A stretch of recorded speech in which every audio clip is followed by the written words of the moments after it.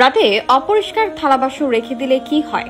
আপনারা কি জানেন নবী করিম সাল্লাল্লাহু আলাইহি ওয়াসাল্লাম কি বলে গেছেন? তাদের সম্পর্কে যারা রাত্রে ব্যবহৃত এঁটো থালা বাসন না ধুয়ে রেখে দেয়, এতে করে কি এমন ঘটে তাদের জীবনে, যার জন্য নবী করিম সাল্লাল্লাহু আলাইহি ওয়াসাল্লাম নিজের হাতে থালা বাসন ধুয়ে রাখতে বলেছেন।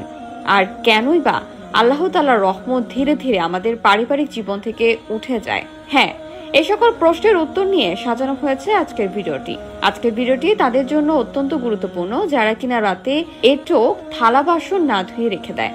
যদিও কোনো মুসলিম ব্যক্তি এই এঁটো থালা বাসন রেখে দেওয়ার কুফল সম্পর্কে জানতে পারে, তবে ইনশাআল্লাহ সে আর এই থালা বাসন রেখে ঘুমাবে না।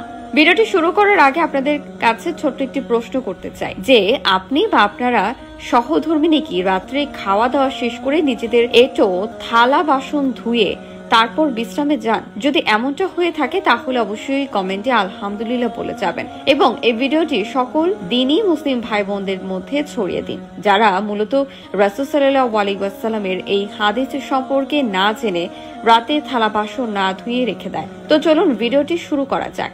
একবার আলী রাদিয়াল্লাহু তাআলা আনহুর কাছে একবার এক মহিলা এসে তাকে বলে, ইয়া আলী, আমাদের ঘরে কোনো শান্তি ও বরকত নেই, সবসময় ঝগড়া বিবাদ লেগেই থাকে।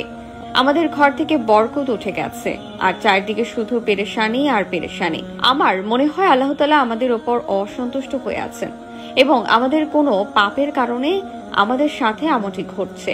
শুধুমাত্র এইটুকু শোনার পর হযরত আলী রাদিয়াল্লাহু তাআলা আনহু ইরশাদ করলেন, হে নারী, তুমি কি রাত্রিবেলা তোমার ঘরের খাবারের জন্য ব্যবহৃত থালা বাসন ধৌত করার পরে তারপরে ঘুমাও? তখন মহিলাটি উত্তরে বলে, না হে আলী।